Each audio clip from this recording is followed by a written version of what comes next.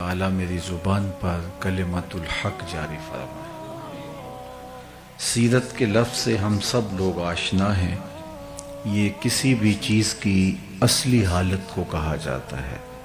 قرآن مجید میں حضرت موسیٰ علیہ السلام کے سامنے جادوگروں کی رسیوں کو پھینکنے کا واقعہ موجود ہے، اور جب وہ منوں ٹنوں کے حساب سے رسیاں ڈالتے ہیں اور وہ سانپ بنتے ہوئے دکھائی دیتے ہیں، تو اللہ جل شانہ نے حضرت موسیٰ علیہ السلام اس کی ایکو اگر کم کر دیں اور آواز بھی بے شک کم ہو جائے، تو حضرت موسیٰ علیہ السلام کو کہا کہ تم اپنا عصا پھینک دو، تو وہ اژدہا بن گیا، اور جتنی بھی رسیاں ڈالی گئی تھیں ان سب کو اس اژدہا نے نگل لیا۔ پھر دوبارہ کہا کہ ہم اس کو عصا کی شکل میں بدلتے ہیں، پھر دوبارہ وہ عصا بن گیا۔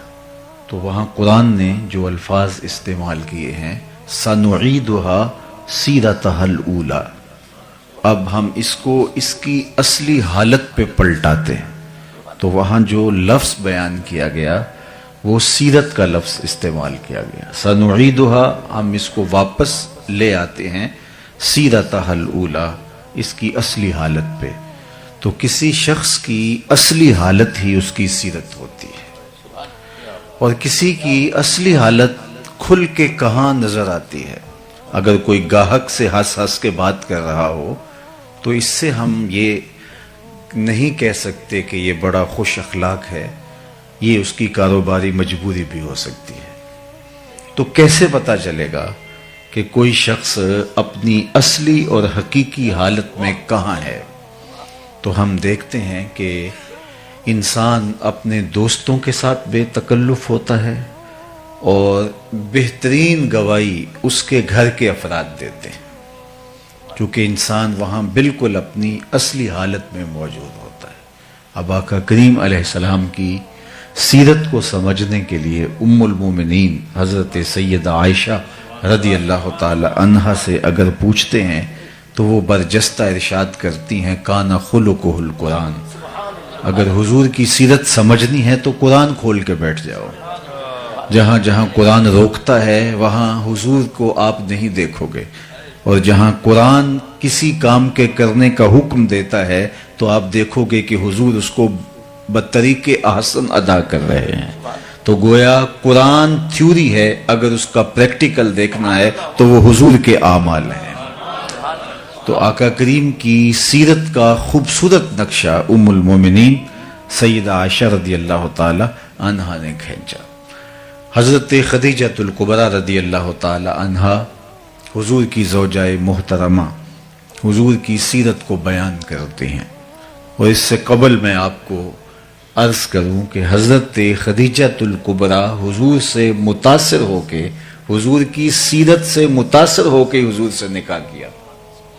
اس وقت حضور کی عمر مبارک 25 برس تھی کہ انہوں نے ایک تجارتی ذمہ داری حضور کو عطا کی، شام کے سفر کی، اور اپنے غلام میسرہ کو ساتھ روانہ کیا۔ تو واپس کاروباری رپورٹ لینے کے لیے جب وہ میسرہ کو بلا کے بات کرتی ہیں تو وہ بتاتے ہیں کہ حضور علیہ السلام کا کردار کیا تھا، اور کردار کا اتنا خوبصورت نقشہ کھینچتے ہیں کہ حضرت خدیجہ الکبریٰ اس بات پہ آمادہ ہوتی ہے کہ ایسا شخص تو میرے سر کا تاج ہونا چاہیے، چونکہ کسی شخص کی سیرت کا جوہر اس کے سفر میں بھی کھلتا ہے۔ حضرت عمر رضی اللہ تعالی عنہ نے کسی شخص کے بارے میں کسی سے پوچھا تو اس نے اس کے بارے میں کوئی رائے دی، تو آپ نے فرمایا کہ تو نے اس کے ساتھ رشتہ داری کر کے دیکھی ہے؟ کہا نہیں۔ کہا اس کے ساتھ سفر کر کے دیکھا ہے؟ کہا نہیں۔ کہا پھر اپنی رائے کو محفوظ رکھ، ابھی تو رائے نہیں دے سکتا، چونکہ ہم نے دیکھا ہے کہ بہت سارے لوگ دور سے اچھے اچھے لگتے ہیں، لیکن رشتہ داری کر کے دیکھو تو پھر کھلتے ہیں۔ وہ دور دور سے بھلے بھلے دکھائی دیتے ہیں، لیکن سفر کر کے دیکھو تو پھر پتہ چلتا ہے کہ یہ شخص کس مرتبے پہ فائز ہے۔ اس کے لہجے میں یوں تو برف تھی، لیکن جو چھو کے دیکھا تو ہاتھ جل گئے۔ تو اس لیے اصل دیکھنا ہوتا ہے کہ کوئی شخص بے تکلف دوستوں کے ساتھ کیسا ہے، اہل خانہ کے ساتھ کیسا ہے، سفر میں کیسا ہے، رشتہ داریوں کے ساتھ کیسا ہے۔ اب میسرہ جس نے سفر کیا ہے وہ اس انداز سے حضور کی سیرت کا نقشہ کھینچتا ہے کہ حضرت خدیجہ الکبریٰ حضور علیہ السلام کو اپنا سرتاج بنا لیتی ہیں، حضور سے نکاح کر لیتی ہیں، اور پھر انہوں نے حضور کو جب اور قریب ہو کے دیکھا اور نیڑے ہو کے دیکھا تو پھر حضور کی سیرت کا نقشہ ام المومنین حضرت خدیجہ الکبریٰ نے جو ہے ہمارے سامنے رکھا ہے۔ اس آئینے کے اندر ہم آقا کریم علیہ السلام کی سیرت کی ایک جھلک دیکھ سکتے ہیں، اور اس سیرت کو اپنے اوپر ہم کس طرح نافذ کر سکتے ہیں، اور ہم اپنے آپ کو پیش کر کے اس آئینے کے سامنے اپنی صورت بھی دیکھ سکتے ہیں۔ یہی مختصر گفتگو ہے، اور میری گفتگو اپنے اختتام کو پہنچ جائے گی۔ جب پہلی وحی کا نزول ہوا تو ظاہر ہے اس کے اثرات حضور کے قلب اطہر پہ آئے۔ قرآن تو پہاڑوں پہ نازل ہو تو وہ بھی ریزہ ریزہ ہو جائے، یہ تو حضور کا قلب اطہر تھا جو سہار گیا۔ لیکن پھر بھی حضور جب گھر تشریف لائے تو حضور نے فرمایا یا خدیجہ زملونی، مجھے سردی کا احساس ہو رہا ہے۔ انہوں نے شال حضور کے کندھوں پہ رکھی اور حضور علیہ السلام نے کچھ ارشاد کیا تو ام المومنین نے کہا کلا واللہ ما یخزیک اللہ ابدا، آپ کو آپ کا رب کبھی بھی بے آبرو نہیں ہونے دے گا۔ کیوں؟ اب یہ برجستہ حضور کی سیرت کے عناوین سامنے رکھتی ہیں، اور جب کسی شخص کے بارے میں رائے پوچھی جائے تو انسان اس کے بہت قریب بھی ہو تو اس کی وہی خوبیاں بیان کرتا ہے جو اس نے بکثرت دیکھی ہوں، ورنہ کسی کے بارے میں رائے پوچھی جائے تو وہ 2 لمحوں کے لیے سوچتا ہے، غور و تأمل کرتا ہے، اور پھر کوئی رائے قائم کرتا ہے۔ لیکن جو خوبیاں تسلسل کے ساتھ نظر سے گزرتی رہیں تو وہ انسان بلا تأمل بغیر کسی تردد کے بیان کر دیتا ہے۔ جب آقا کریم نے کہا کہ مجھے اپنی جان کا اندیشہ ہے تو ام المومنین نے کہا آپ پریشان نہ ہوں، کلا واللہ ما یخزیک اللہ ابدا انک لتصل الرحم وتحمل الکلا وتکسب المعدوم وتقری الضیف وتعین علی نوائب الحق، اور ایک روایت میں وتصدق الحدیث۔ تو حضور کے یہ نمایاں 5 یا 6 وصف انہوں نے بیان کیے، کہا کہ آپ پریشان نہیں ہوں، آپ کا رب آپ کو کبھی بھی جو ہے وہ آپ کی شان میں فرق نہیں آنے دے گا، اس لیے کہ آپ کا وصف نمایاں یہ ہے کہ آپ رشتہ داروں کے ساتھ سلوک اچھا کرتے ہیں۔ چونکہ سب سے پہلا دائرہ جو ہمارے ارد گرد کھینچا ہوا ہے وہ ہمارے رشتہ داروں کا ہے، اس کے بعد پھر آگے چلتے ہیں۔ تو یہیں سے دیکھ لیں کہ کوئی کیسا ہے۔ کسی شخص کو دیکھنے کے لیے، پرکھنے کے لیے یہی اندازہ کرنا ہوتا ہے کہ اپنے رشتہ داروں کے ساتھ اس کا رویہ کیا ہے۔ اور میرے اور آپ کے آقا و مولا حضور ختمی المرتبت صلی اللہ علیہ وآلہ وسلم نے نہ صرف رشتہ داروں کے ساتھ حسن سلوک کرنے کی لوگوں کو تلقین کی، آقا کریم کا اپنا عمل دیکھیے، رشتہ داروں نے جو کچھ کیا اور پھر میرے حضور نے اس کا جو جواب دیا اور حکم دیا سل من قطعک وات من حرمک، جو تم سے تعلق توڑے تم اس سے تعلق جوڑو، جو تمہیں محروم رکھے تم اس کی جھولیاں بھر دو۔ عمومی طور پہ بندہ کہتا ہے اگر کوئی 10 قدم پیچھے ہٹے گا تو میں 50 قدم پیچھے ہٹ جاؤں گا، تو یہ کیا کمال ہوا؟ تو پھر اس سے بھی آگے گزر گیا۔ بات تو یہ ہے کہ تو کوئی 10 قدم پیچھے ہٹے گا تو میں اسے ہٹنے نہیں دوں گا، تجھے بھی جیت لوں گا ایک دن محبت کے زور پہ۔ تو یہ صلہ رحمی ہے، جو شخص یہ چاہے، فرمایا میرے اور آپ کے آقا و مولا حضور ختمی المرتبت صلی اللہ علیہ وآلہ وسلم نے، ہمارے ماں باپ ان پہ قربان ہوں، زندگی گزارنے کا ڈھب سکھایا، اسلوب دیا۔ جو کوئی چاہے کہ اس کی عمر میں برکت ہو اور رزق میں اضافہ ہو، وہ رشتہ داروں کے ساتھ سلوک اچھا کرے۔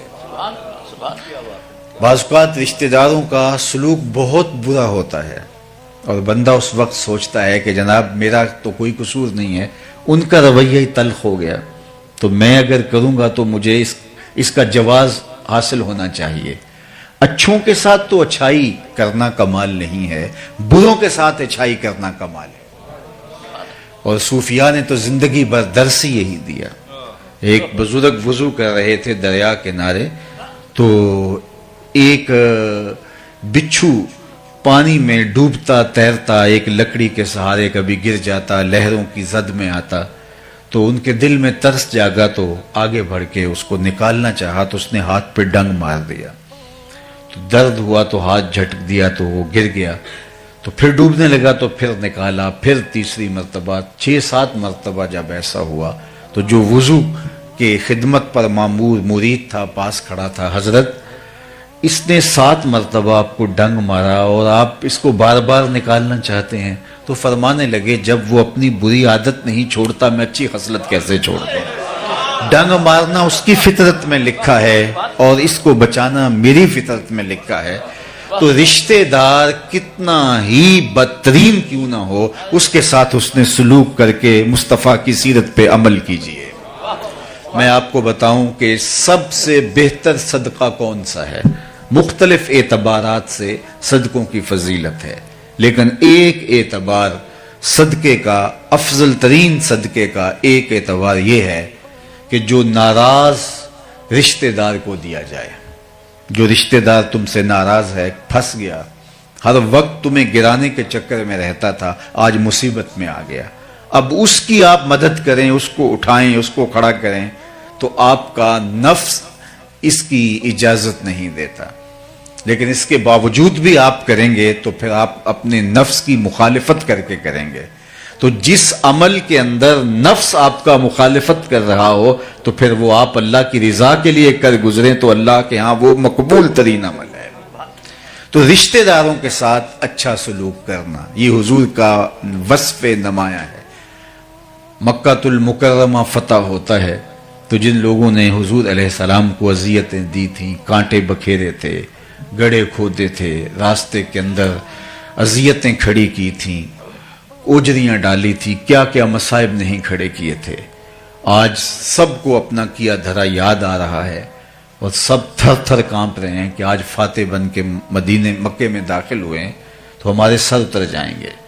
لیکن حضور جب تشریف لائے تو فرمایا ان سب کو بلا کے بتاؤ میں تمہارے ساتھ کیا سلوک کروں، تو انہوں نے کہا کہ آپ کریم باپ کے کریم بیٹے ہیں تو ہم آپ سے خیر کی توقع رکھتے ہیں، اور ان کا خیال یہ تھا کہ گردنیں اترنے سے بچ جائیں تو یہ بھی بڑی بات ہے، شہر بدر کر دیے جائیں اور سزا دے دی جائے لیکن جان بخشی ہو جائے، اور انہوں نے کہا کہ آپ کریم باپ کے کریم بیٹے ہیں، ہم آپ سے خیر کی توقع رکھتے ہیں۔ تو میرے اور آپ کے آقا و مولا نے جو جواب دیا ان کی آنکھیں کھلی کی کھلی رہ گئیں، ان کو یہ توقع نہیں تھی جو حضور علیہ السلام نے فرمایا، اذهبوا انتم الطلقاء، جاؤ تم سب آزاد ہو، اور آج میں تمہیں وہی کہوں گا جو میرے بھائی یوسف نے اپنے بھائیوں سے کہا تھا، لا تثریب علیکم اليوم، اللہ اکبر۔ تو یہ تھا حضور کا رویہ، یہ تھا حضور کا رشتہ داروں کے ساتھ اس نے سلوک، خون کے پیاسوں کو قبائیں دی، اللہ اکبر۔ اور فتح مکہ کے موقع پر آپ تاریخ پڑھیں، کچھ لوگوں کے بارے میں حضور نے معافی نہیں دی، یہ وہ بدترین لوگ تھے کہ جنہوں نے بہت اذیت پہنچائی تھی، ان میں ابن خطل تھا، اس کی لونڈیاں جو ہے وہ ارنبا اور اس طرح اور کچھ لوگ تھے، ایک شاعر تھے کعب بن زہیر، تو ان کے بارے میں بھی سخت حکم دیا، من لقی منکم کعب بن زہیر فلیقتلہ، تم میں سے کسی کو بھی کعب بن زہیر ملے تو اسے چھوڑنا نہیں، اسے قتل کر دینا ہے، سخت حکم دیا حضور نے۔ اب ابن خطل بھی مارا گیا، کعبے کے پردے میں چھپ گیا تھا، وہاں سے نکال کر کے چاہے زمزم اور مقام ابراہیم کے درمیان اس کو کاٹا گیا، اور باقی اس کی لونڈیوں کو بھی، لیکن یہ بھاگ گیا۔ تو اس کے بھائی نے اس کو پیغام بھیجا کہ تو حضور علیہ السلام کے غلاموں کی نظروں سے کب تک بچتا رہے گا، آخر کسی دن تو ان کے ہتھے چڑھے گا اور وہ تجھے چھوڑیں گی نہیں، چونکہ تیرا مشخص کر کے نام حضور نے ذکر کیا ہے، گلی گلی میری یاد بچھی ہے، پیارے رستہ دیکھ کے چل، مجھ سے اتنی وحشت ہے تو میری حدوں سے دور نکل، کدھر بھاگے گا؟ اس نے کہا کہ پھر میں کیا کروں؟ کہا کہ تو کسی طرح حضور کی خدمت میں خود حاضر ہو جا اور معافی طلب کر لے، مجھے امید ہے وہ معاف کر دیں گے۔ آرڈر بہت سخت ہے، اور آقا کریم علیہ السلام کی خدمت میں وہ اس طرح حاضر ہوا کہ فجر کا وقت تھا، ابھی اندھیرا چھایا ہوا تھا، حضور مسجد میں تشریف فرما تھے، اس نے چہرے پہ کپڑا لپیٹا اور آقا کریم کے قریب آ کے بیٹھ گیا۔ اس کا خیال یہ تھا کہ میں بات چھیڑتا ہوں، اگر کوئی راستہ ملتا ہے تو میں بتاؤں گا کہ میں کعب بن زہیر ہوں، اور اگر نہیں راستہ ملتا تو کسی پتلی گلی سے نکل جاؤں گا، اور حاضر ہو کے کہتا ہے جناب اگر ہم کعب بن زہیر کو ڈھونڈ لائیں تو آپ معاف کر دیں گے؟ تو آقا کریم نے مسکرا کے کہا کعب تو آج گیا ہے، جا میں نے معاف کر دیا۔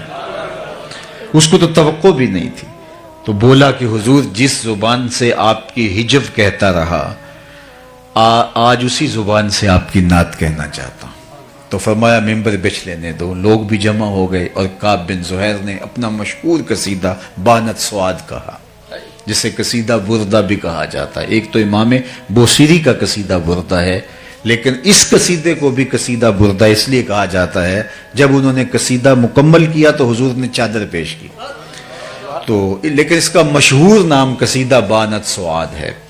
تو اس نے ممبر پہ کھڑے ہو کے جو کہا ذرا سنیے، اتیت عند رسول اللہ معتذرا والعذر عند رسول اللہ مقبول۔ لوگوں معافی مانگنے آیا تھا، یہاں آ کے پتا چلا نبی تو ہے ہی بندہ نواز۔ اور آگے کیا کہتا ہے، ان الرسول لنور یستضاء بہ مہند سیف من سیوف الہند مسلول۔ بے شک بغیر کسی شبے کے اللہ کا نبی نور ہے، ایسا نور جس سے زمانہ چمک رہا ہے، جس نور سے لوگ بھی فیضیاب ہو رہے ہیں۔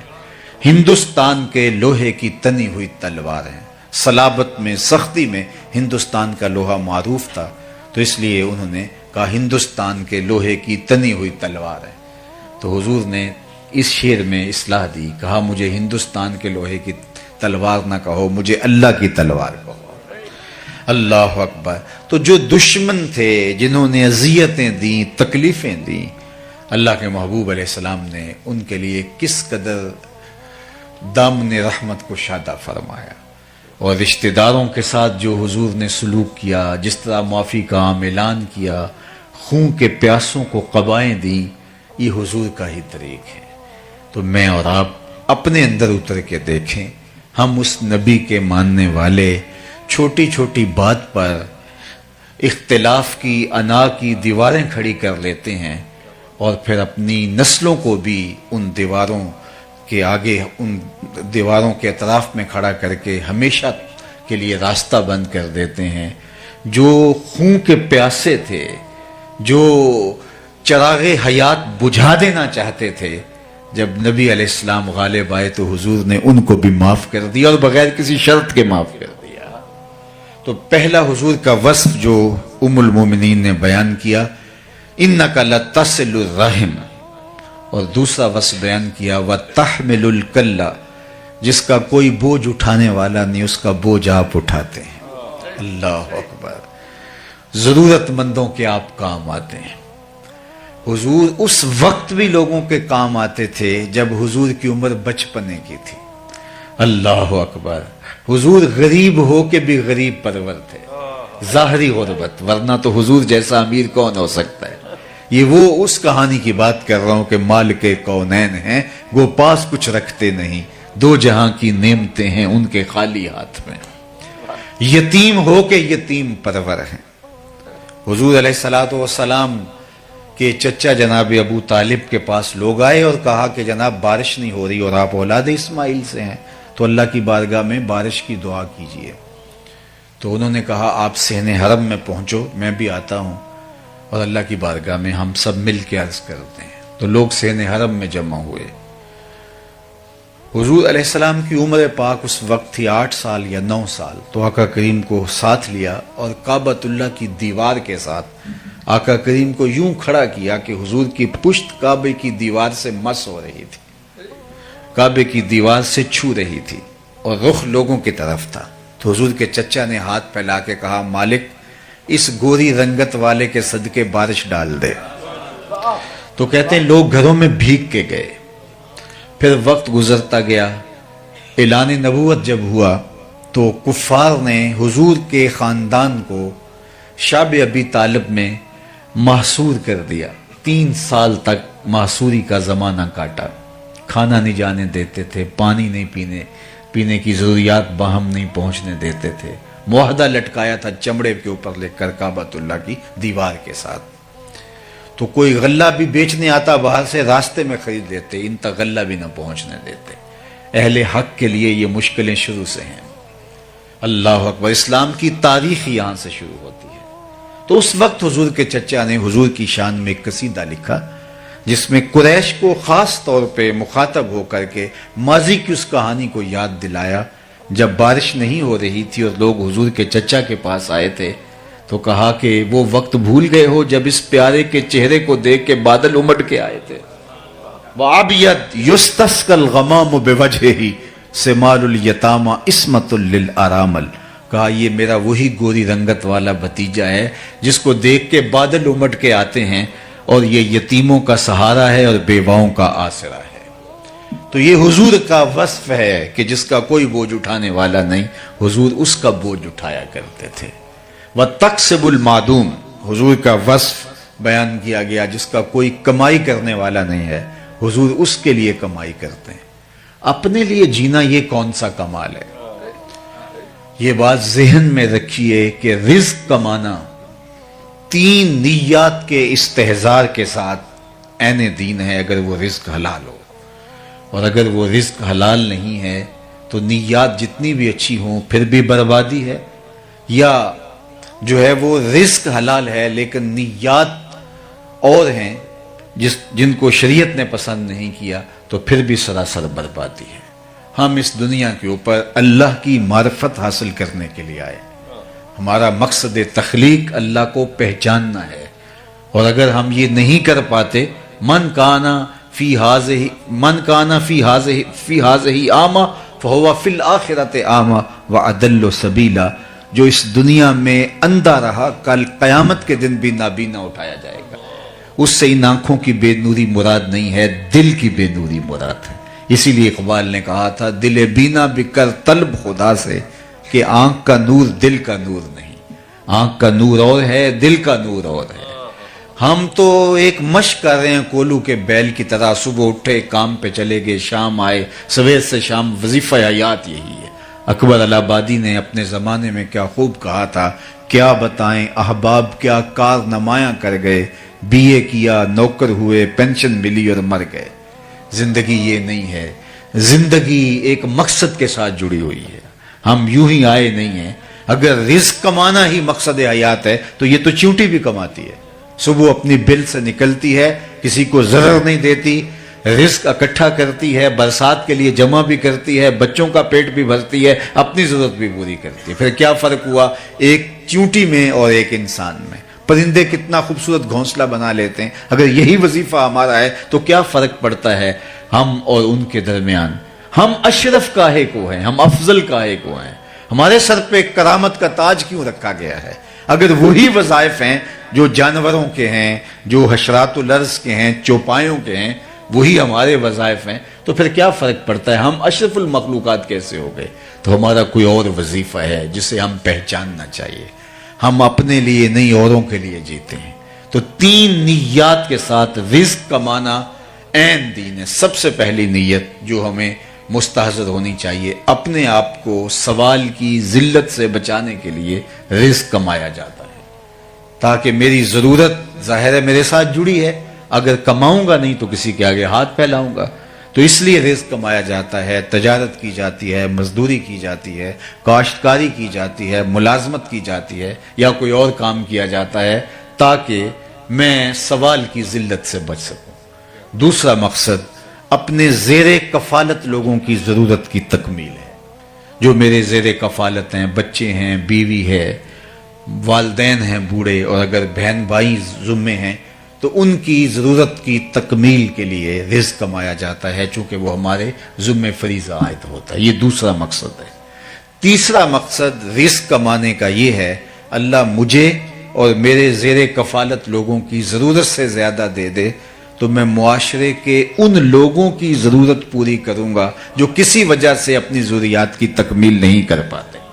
کثیر العیال ہیں، اپاہج ہیں، کمزور ہیں، اور کوئی اور ان کو عذر لاحق ہے جس کی وجہ سے وہ اپنی ضرورت پوری نہیں کر سکتے.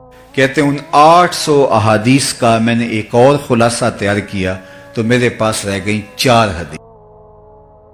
اللہ اکبر. یہ حضور کا نمایاں وصف ام المومنین حضرت خدیجۃ الکبریٰ نے بیان کیا. جب نکاح ہوتا ہے حضرت خدیجہ کے پاس تو بہت سارا مال وہ حضور کی خدمت میں ڈھیر کر دیتی ہیں کہ حضور اب یہ میرا نہیں رہا آپ کا ہے. اور آقا کریم اس میں سے 1 درہم بھی نہیں رکھتے, سب غریبوں میں بانٹ دیتے ہیں. اللہ اکبر.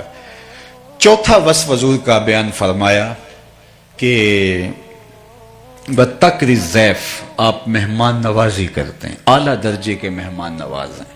اللہ اکبر. مہمان اپنی قسمت کا رزق ساتھ لے کے آتا ہے اور برکت چھوڑ کے جاتا ہے. اور اسی لیے جو ہے وہ یہ اچھا لگتا ہے کہ لوگوں کو کھلایا جائے. حضرت شاہ شاہاں میر میراں پیر پیراں حضرت سیدنا شیخ عبد القادر الجیلانی علیہ رحمہ و رضوان فرماتے ہیں آدھا فقر بھوکوں کو کھانا کھلانا اور برہنہ بدن لوگوں کو لباس پہنانا ہے. باقی جتنے بھی ریاستیں عبادتیں دیگر اعمال وہ آدھے میں آتے ہیں.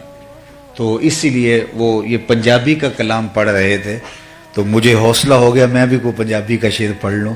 تو اس پر ہمارے پنجابی شاعر بابا بلے شاہ نے کہا تھا اٹ کھڑک کے دکڑ وجے تتا ہوئے چولہا. وہ کھانے پہ لوگوں کو بانٹنے میں مہمان نوازی کے حوالے سے انہوں نے قلم توڑ دیا. اٹ کھڑک کے دکڑ وجے تتا ہوئے چولہا آن فقیر کھا کھا جامن راضی ہوئے بلا. تو فقیر کو اچھا لگتا ہے کہ اس کا لنگر چلتا رہے اور لوگ آتے رہیں اور کھاتے رہیں.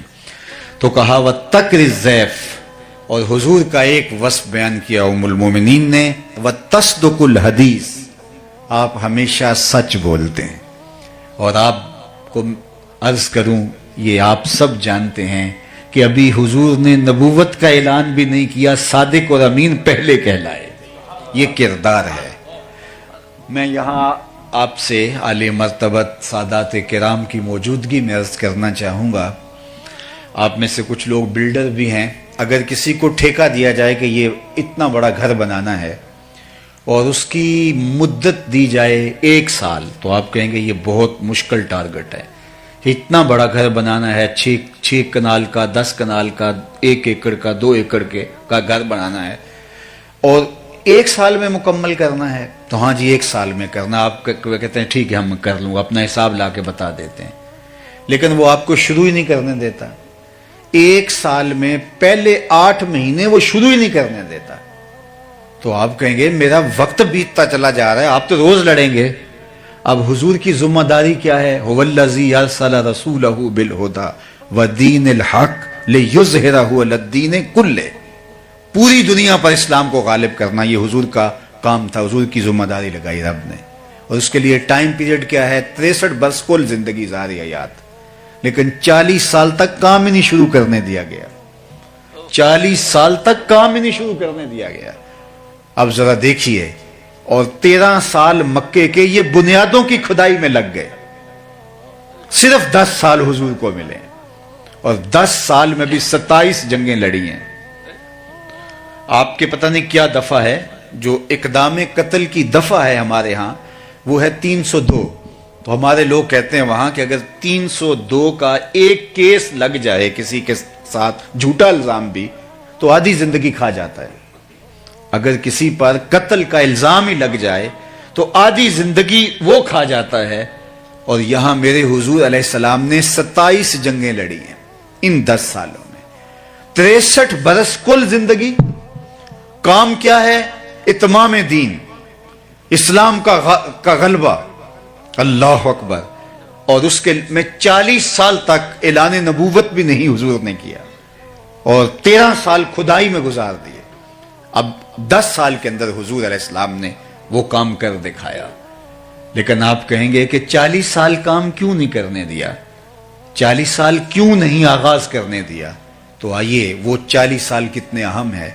جب حضور اعلان نبوت کیا تو سب لوگوں کو جبل صفا پہ بلایا اور بلا کے جب حکم ہوا وَأَنذِرْ عَشِيرَتَكَ الْأَقْرَبِينَ, کہ قریبیوں کو پہلے آپ سمجھاؤ اور ان کو بلاؤ، تو ان کو تنذیر کرو۔ تو حضور نے ان کو بلایا اور کہا لوگو اگر میں کہوں پہاڑ کی اس جانب سے ایک لشکر آ رہا ہے جو تمہیں تاخت و تاراج کر کے رکھ دے گا تو میری بات مان لو گے؟ تو انہوں نے کہا دیکھیں گے، نظر آیا فبہا، نہ نظر آیا تو پھر بھی کہیں گے ہم اندھے ہیں، آپ سچے ہو، آپ کی صداقت پہ اتنا یقین ہے۔ تو فرمایا کہ اگر تم مجھے اتنا سچا مانتے ہو تو پھر مان لو اللہ ایک ہے۔ تو وقتی طور پہ انہوں نے گو انکار کیا۔ ابو لہب نے کہا تبا لک ہنالک سائر الیوم لہذا جمعتنا، لیکن یہ وقتی طور پہ تھا، لیکن سوچنے پہ مجبور ہو گئے جو کل جھوٹ نہیں بولتا تھا آج جھوٹ کیوں بولے گا۔ تو حضور علیہ الصلوۃ والسلام کی دعوت کو مضبوط ان 40 سالوں نے کیا ہے۔ تو اس لیے میں اور آپ دیکھیں کہ ہمارا کردار کیسا ہے۔ اس لیے میں کتنی بھی اچھی تقریر کر لوں، لیکن اگر میرا کریکٹر اچھا نہیں ہوگا، میرا کردار اچھا نہیں ہوگا، تو آپ کو وہ معلوم ہوگا، تو میرے لفظ آپ سنیں گے، اس کی شاید لذت بھی لے لیں، لیکن وہ آپ کے دل میں نہیں اتریں گے۔ لیکن میرا اگر کردار مضبوط ہے تو میرے لفظ اتنے مضبوط نہ بھی ہوں۔ اشہد بلال عند اللہ اشہد، بلال کا اشہد بھی اشہد مان لیا جاتا ہے۔ تو یہاں یہ نہیں دیکھا جاتا، کردار دیکھا جاتا ہے۔ اس لیے میرے حضور علیہ السلام ابھی اعلان نبوت نہیں کیا، ابھی پہلی وحی نازل ہوتی ہے، یہ حضور کی سیرت کی گواہی حضور کی زوجہ دے رہی ہیں۔ کہتے ہیں سارا زمانہ مان جائے، بیوی نہیں مانتی، گھر والی نہیں مانتی، لیکن یہاں کہانی دیکھیے کہ حضور نے جب کچھ خدشے کا اظہار کیا تو یہ زوجہ محترم بول رہی ہے انک لتصل الرحم وتحمل الکلہ وتکسب المعدوم وتقری الضیف وتصدق الحدیث۔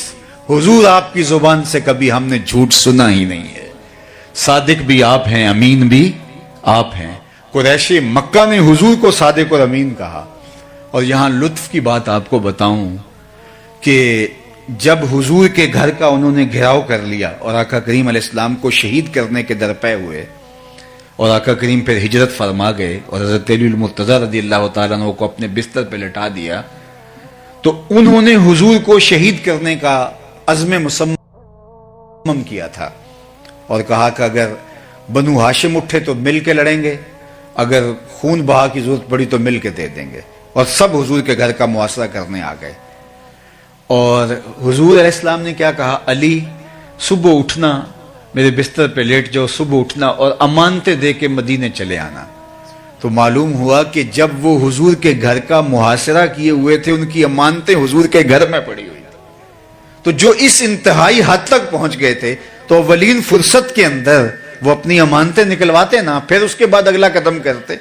آپ کسی پر دھاوا بولنے لگیں تو اس کے ہاں آپ کی امانتیں پڑی ہوں تو آپ کہتے ہیں کہ پہلے اپنی امانتیں تو طریقے سے نکلواؤں، لیکن قریش کو معلوم تھا جو بھی ہو جائے محمد عربی ہماری امانتیں ضائع نہیں ہونے دے گا۔ یہ ہے حضور کا امین ہونا، یہ ہے حضور کا کردار، یہ ہے حضور کی عظمت۔ اللہ اکبر۔ تو کہا وتصدق الحدیث، یہ ہمیشہ سچ بولتے ہیں۔ میں اور آپ دیکھیں، ایک تو ہمارا عشق رسول یہ ہے کہ ہم حضور کے نام کے نعرے لگائیں، میں اس کا انکار نہیں کرتا۔ ایک ہمارا عشق رسول یہ ہے کہ ہم آقا کریم علیہ الصلوۃ والسلام کے نام کے تذکرے کریں، یہ بھی محبت کا ایک پیرایا ہے، رنگ ہے۔ لیکن حضور کی محبت اور حضور کے پیار کا یہ رنگ کہ ہم آقا کریم کی سیرت کے سانچے کے اندر اپنے آپ کو ڈھال لیں۔ محمد دی زیارت محمد دے رنگ وچ ٹھگ بازیاں جانے پیارا محمد صلی اللہ علیہ وسلم۔ تو میں اور آپ دیکھوں کہ میں اور آپ اگر حضور سے محبت کرتے ہیں تو کیا میری زبان جھوٹ تو نہیں بولتی؟ حضور سے پوچھا گیا علیہ السلام سے کہ مومن بزدل ہو سکتا ہے؟ فرمایا نہیں، مومن بہادر ہوتا ہے، لیکن ہو سکتا ہے کبھی بزدلی کر جائے، آخر بشری تو ہے۔ پھر پوچھا گیا مومن بخیل ہو سکتا ہے؟ کہا نہیں، سخی ہوتا ہے، لیکن ہو سکتا ہے کبھی بخل بھی کر جائے، آخر بشری تو ہے۔ بلکہ ایک روایت میں آتا ہے جو اولاد ہے مجبنہ بھی ہے مبخلہ بھی ہے، یعنی کوئی شخص جب صاحب اولاد نہیں ہوتا تو بڑا بہادر ہوتا ہے، مشکل میں چھلانگ لگا دیتا ہے اور شاہ خرچ بھی ہوتا ہے، لیکن اولاد کے بعد تھوڑا تھوڑا بخیل ہو جاتا ہے اور تھوڑا تھوڑا بزدل ہو جاتا ہے۔ تو کہا یہ مبخلہ بھی ہے مجبنہ بھی ہے، تھوڑی بخیل بھی بنا دیتی ہے، تھوڑا سا بزدل بھی بنا دیتی ہے۔ کہا مومن بخیل ہو سکتا ہے؟ کہا نہیں، مومن جو ہے وہ بہادر ہو سخی ہوتا ہے، لیکن ہو سکتا ہے کبھی بخل بھی کر جائے۔ مومن کیا بزدل ہو سکتا ہے؟ نہیں، بہادر ہوتا ہے، لیکن ہو سکتا ہے کبھی وہ بزدلی بھی کر جائے۔ تیسرا سوال حضور سے پوچھا گیا، مومن جھوٹا ہو سکتا ہے؟ حضور نے فرمایا جھوٹا نہیں ہو سکتا، یہ طے ہے، مومن ہو اور جھوٹا ہو یہ نہیں ہو سکتا۔ اور میں اور آپ کہیں کہ اگر جھوٹ نہ بولے تو سودا ہی نہیں بکتا ہے، قدم قدم پہ جھوٹ بولیں، تو پھر کس طرح ہم حضور سے دعوی محبت کر سکتے ہیں؟ تو مومن کی یہ شان ہے کہ جھوٹا نہیں ہوتا۔ تو آئیے میں اور آپ اپنے آقا کے اس وصف کو اپنے اندر اتاریں۔ میرے استاد فرمایا کرتے تھے یہ نہ ہو کہ لوگ تمہیں پوچھیں تم کون ہوتے ہو اور تم بتاؤ جناب ہم مسلمان ہوتے ہیں، یہ دیکھو مذہب کے خانے میں اسلام لکھا ہے۔ آپ فرمایا کرتے تھے صاحب نہ کسی کو پوچھنے کی نوبت آئے نہ تمہیں بتانے کی ضرورت ہو، تمہارا کردار ایسا ہو تم دور سے چلے آ رہے ہو، لوگ کہیں وہ دیکھو حضور کا غلام آ رہا ہے۔ نور آنکھوں میں تو چہروں پہ اجالے ہوں گے، مصطفیٰ والوں کے انداز نرالے ہوں گے، دنیا میں بھی ان کے دم سے مقدر چمکا، محشر میں بھی ان کی رحمت کے حوالے ہوں گے۔ تو آئیے میں اور آپ ان کی محبت کا ادعا رکھتے ہیں، کمزوریاں ہیں ہمارے اندر، ان کمزوریوں کو دور کریں اور اپنے آقا کے اوصاف کا عکس اپنے سینے کے اندر اتار لیں تاکہ ہم آقا کے غلام نظر آئیں، آقا کے نوکر نظر آئیں، عکس نظر آئے حضور علیہ السلام کی سیرت کا ہماری زندگی پر، ہمارے شب و روز پر۔ آخری بات جو ام المومنین نے حضور علیہ السلام کے لیے کہی کہ وَتُعِينُ عَلَى نَوَائِبِ الْحَقِّ، کہ جب کوئی حق پہ ہوتا ہے اور کوئی اس کی مدد کرنے والا نہیں ہوتا اور ہم سمجھتے ہیں اس کے ساتھ آپ کھڑے دکھائی دیتے ہیں۔ سچائی کے ساتھ کھڑے ہو جانا، حق اور حقانیت کے ساتھ ڈٹ جانا، یہ بعض اوقات ایسی صورتحال ہوتی ہے کہ بہت ہی مشکل ہو جاتا ہے، لیکن جو پیغمبر نبی رحمت صلی اللہ علیہ وآلہ وسلم کی سیرت کا سبق ہمارے لیے وہ یہی ہے کہ ہر صورت کے اندر آپ حق اور حقانیت کا ساتھ دو، اس کے ساتھ کھڑے ہو کر کے اس کو تقویت فراہم کرو، اس کو طاقت دو، اس کو توانائی دو۔ اگر حق اور حقانیت کے ساتھ آپ نہ کھڑے ہوئے تو اس کی حوصلہ شکنی ہوگی اور جبر ظلم غالب آ جائے گا، اور جب ظلم اور جبر غالب آ جاتا ہے تو پھر معاشرتیں برباد ہو جاتی ہیں۔ تو یہ 6 نمایاں وصف حضرت ام المومنین سیدہ عائشہ رضی اللہ، حضرت خدیجہ الکبریٰ رضی اللہ تعالی عنہا نے بیان کیے۔ اس آئینے کے اندر ہم اپنے آپ کو دیکھنے کی کوشش کریں کہ اس آئینے میں ہمارا چہرہ کیسے دکھائی دے رہا ہے، واضح دکھائی دے رہا ہے، شفاف لگ رہا ہے، یا دھندلا دکھائی دے رہا ہے، یا ایسا ہے کہ ہمیں اس آئینے میں اپنا آپ دکھائی ہی نہیں دے رہا، ہم اور ہیں آئینے پیمبر اور ہے، جو اقبال نے کہا تھا دل مسلمان ہے تیرا نہ میرا، تو بھی نمازی میں بھی نمازی۔ اس آئینے میں ہمیں اپنا آپ نظر ہی نہیں آ رہا، عکس ہی نظر نہیں آ رہا، ہمارے طرز طور طریقے، انداز حیات اور زندگی کے تہور ہی کچھ اور ہیں اور ہمارے آقا کی سیرت کچھ اور ہے۔ اگر دھندلی تصویر اپنی نظر آتی ہے تو اس کو واضح کرنے کی کوشش کریں۔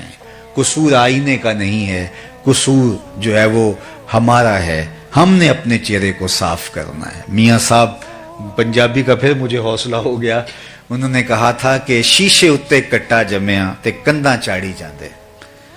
شیشے اتے کٹا جمیا یعنی جو آئینہ ہوتا ہے اس کے اوپر گرد کو ڈال دے تو پھر وہ دیواروں کو صاف کر رہا ہوتا ہے۔ شیشے اتے کٹا جمیا، یہ انسان کی اپنی کیفیت ہے۔ شیشے اتے کٹا جمیا کنداں چاڑی جاندے، جلداں نوں اے سانپ کے رکھ دے ورکے پھاڑی جاندے۔ یعنی جلد کو بڑا سنوار کے رکھا ہے، پیکنگ پہ زور ہے لیکن جو اندر ہے اس پہ زور نہیں ہے۔ تو اس لیے میں اور آپ دیکھیں کہ ہمارا اندر آقا کریم کے بتائے ہوئے طریق کی مطابقت میں ہے تو مبارک، نہیں تو آپ کو اور مجھے مل بیٹھ کے سوچنا چاہیے، یہاں سے اٹھ کے جا کے سوچیں، کل سوچیں، سوچتے رہیں کہ ہمارے آقا کی سیرت کے یہ نمایاں خد و خال ہیں، اور اس آئینے میں ہم اپنے آپ کو دیکھتے ہیں تو کیا ہماری تصویر ابھر کے کوئی سامنے آتی ہے، ہمارا کوئی عکس بنتا ہے کہ جو ان اوصاف کے ساتھ مزین ہو؟ اگر بنتا ہے تو مجھے آپ کو مبارک ہو، اور اگر نہیں بنتا تو ان عالی مرتبت ہستیوں کی دعا سے ہم اللہ کی بارگاہ میں عرض کرتے ہیں کہ اللہ ہمیں اپنے آقا و مولا حضور ختم المرتبت کی سیرت کا عکس نصیب فرما دے، جو ہمیں دیکھے اسے مصطفیٰ جان رحمت یاد آئے.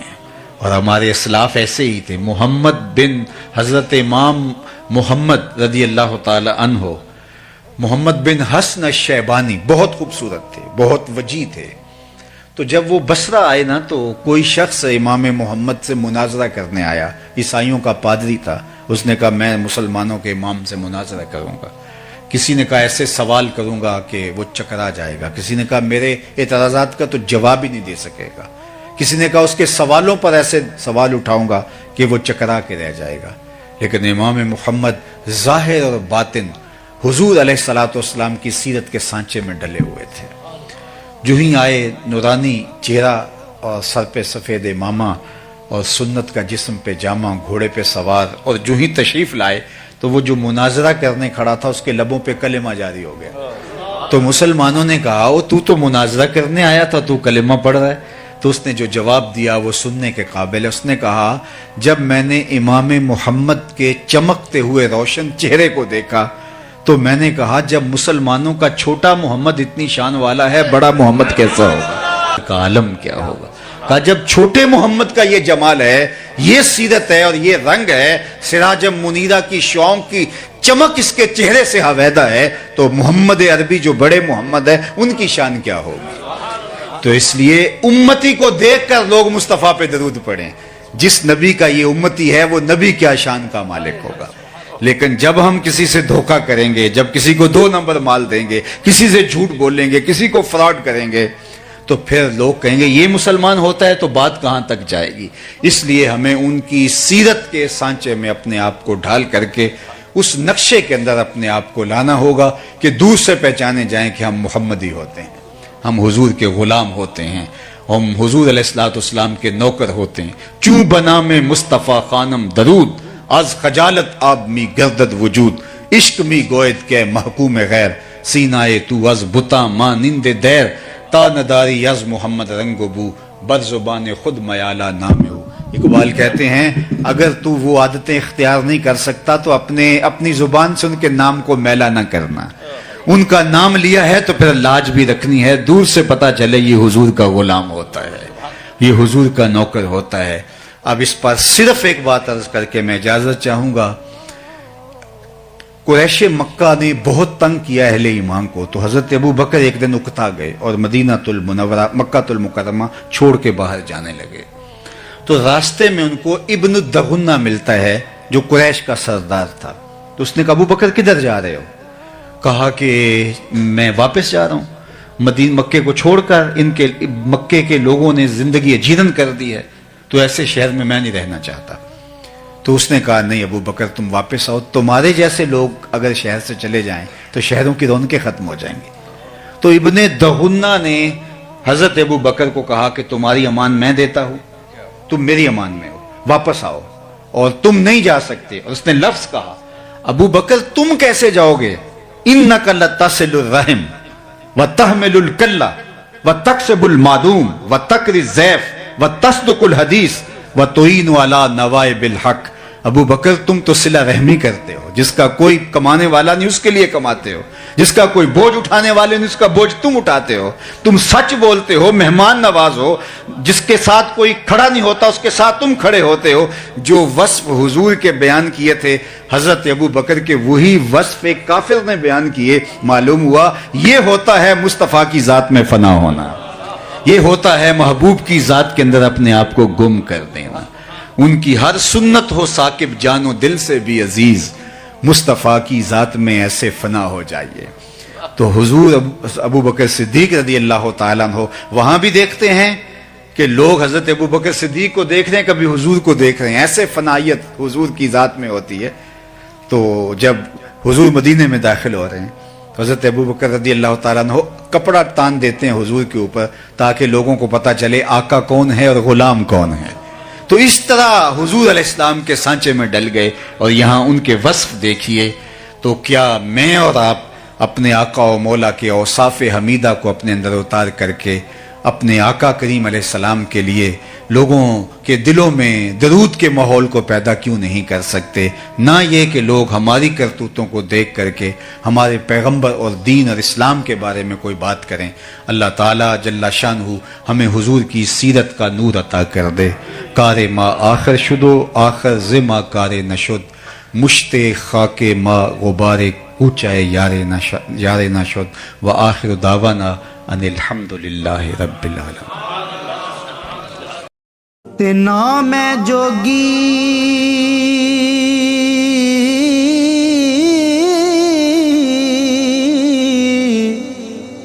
نام ہے جنگم،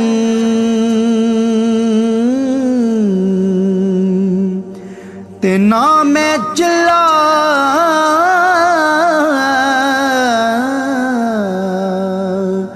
کمایا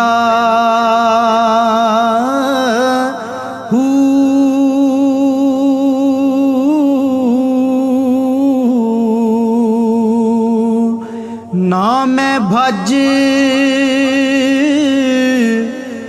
مسیتی